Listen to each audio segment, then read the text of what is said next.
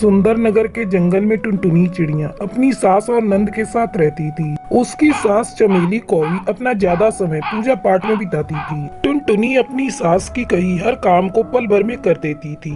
भगवान, ये सब आपके आशीर्वाद का फल है जो आपने मुझे इतनी संस्कारी बहू दी है।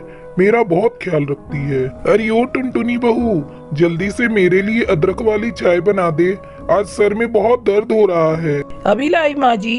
टुनटुनी चाय बनाकर चमेली को देती है। बहू, जाकर देख तेरी नंद क्या कर रही है। टुनटुनी अपनी नंद टूनी चिड़िया के कमरे में जाती है। क्यों नंद जी, आप यहाँ बैठकर मुफ्त की रोटियां तोड़ोगी और मैं नौकरानी की तरह घर का काम करूंगी? ना बाबा ना, मुझसे ये सब नहीं होगा। मैं यहाँ काम करने नहीं आई हूँ। चलो उठो और किचन में जाकर सबके लिए भोजन तैयार करो। और अगर माँ जी पूछें तो कहना तुम्हें खाना बनाना अच्छा लगता है। खबरदार, अगर तूने मेरा नाम लिया तो मैं ये घर छोड़कर चली जाऊंगी। नहीं भाभी, आप इस घर को छोड़कर जाने की बात मत करिए। आप जो बोलेंगी वो मैं करूंगी। टूनी चिड़िया भोजन बनाने के लिए चली जाती है। चलो, मेरा काम तो हो गया, अब मैं आराम से मेकअप करूंगी। फिर टुनटुनी अपने कमरे में मेकअप करने लगती है। शाम को टुनटुनी का पति चिंटू कौवा ऑफिस से घर आता है और टुनटुनी से रोमांस करने लगता है। हटो जी, ये कोई रोमांस करने का समय है? तुम्हारे बदन से पसीने की बदबू आ रही है।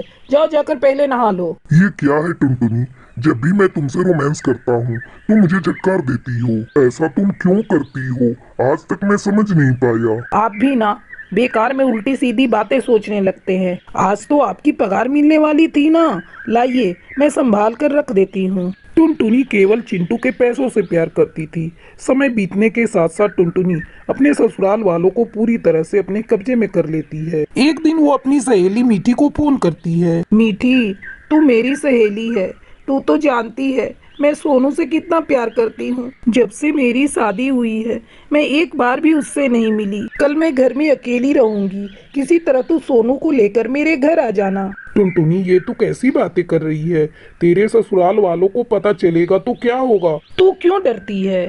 मैं अगर पकड़ी भी गई तो बोल दूंगी वो तुम्हारा बॉयफ्रेंड है। टुनटुनी, तेरी 5 मुंहों वाली बात करने की आदत आज तक नहीं छूटी। भगवान तेरे ससुराल वालों को तेरी हरकतों से बचाए। टुनटुनी जैसे ही अपनी सहेली से बात करके फोन रखती है, उसका सर दीवार से टकरा जाता है और उसके सर से खून बहने लगता है। वो तुरंत अपनी पड़ोसी के यहाँ दवा मांगने जाती है। अरे टुनटुनी बहू, तुझे ये चोट कैसे लगी? क्या बताऊं काकी, मेरे पति और सास मुझे बहुत सताते हैं। आज सुबह उन लोगों ने मुझे बहुत पीटा और फिर कहीं चले गए। ये तो उन लोगों ने तेरे साथ बहुत ज्यादती की है। आने दे उन्हें, मैं उनसे बात करती हूँ। नहीं काकी, आप उनसे कुछ मत कहिएगा, नहीं तो वो लोग मुझे और मारेंगे।